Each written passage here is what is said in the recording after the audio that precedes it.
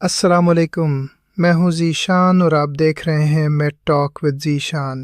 ہمارے ہاں اکثر خواتین گھر بھر کی صحت کا خیال رکھتی ہیں لیکن اپنی صحت کو نظر انداز کر دیتی ہیں۔ کیا آپ کو کچن میں کام کرتے ہوئے چکر آتے ہیں یا سیڑھیاں چڑھتے ہوئے دل ڈوبنے لگتا ہے؟ خواتین میں خون کی کمی محض کمزوری نہیں بلکہ ایک سنگین طبی مسئلہ ہے جو حمل کے دوران ماں اور بچے دونوں کے لیے جان لیوا ثابت ہو سکتا ہے۔ آج ہم بات کریں گے کہ خواتین میں اینیمیا کی وجوہات کیا ہیں اور اسے کیسے کنٹرول کیا جائے۔ خواتین میں اینیمیا کی سب سے بڑی وجہ ماہانہ ایام کے دوران خون کا زیادہ بہاؤ ہے، جسے میڈیکل کی زبان میں ہیوی مینسٹرل بلیڈنگ کہا جاتا ہے۔ نشانی: اگر آپ کو ہر 2 گھنٹے بعد پیڈ تبدیل کرنا پڑے یا دورانیہ 7 دن سے زیادہ ہو تو یہ نارمل نہیں ہے۔ اس مسلسل خون کے ضیاع سے جسم میں آئرن کے ذخائر ختم ہو جاتے ہیں۔ ایسی صورت میں صرف غذا کافی نہیں بلکہ ڈاکٹر کے مشورے سے آئرن سپلیمنٹس لینا لازمی ہو جاتا ہے۔ حمل کے دوران جسم کو دگنے خون کی ضرورت ہوتی ہے کیونکہ اب آکسیجن بچے تک بھی پہنچانی ہوتی ہے۔ خطرہ: اگر حاملہ خاتون کا ہیموگلوبن 11 سے کم ہو تو اسے اینیمیا کہا جاتا ہے۔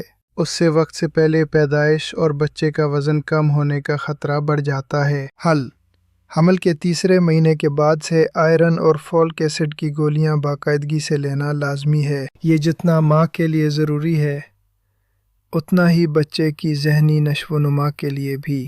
خواتین کے لیے کچھ خاص مشورے: لوہے کی کڑائی میں کھانا پکانا آئرن حاصل کرنے کا ایک قدیم طریقہ ہے۔ یہ ایک بہت ہی مؤثر طریقہ ہے جس سے خوراک میں آئرن کی مقدار بڑھ جاتی ہے۔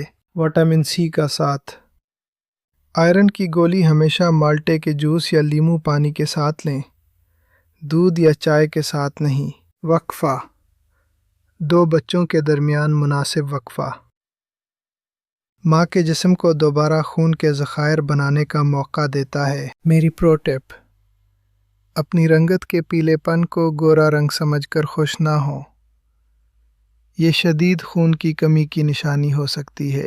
اپنا HB لیول سال میں کم از کم ایک بار لازمی چیک کروائیں۔ اگلی قسط میں ہم بات کریں گے بچوں میں خون کی کمی پر، مٹی کھانا اور پڑھائی میں جی نہ لگنا۔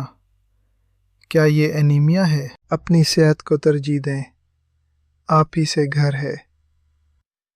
میں ہوں ذیشان، اللہ حافظ۔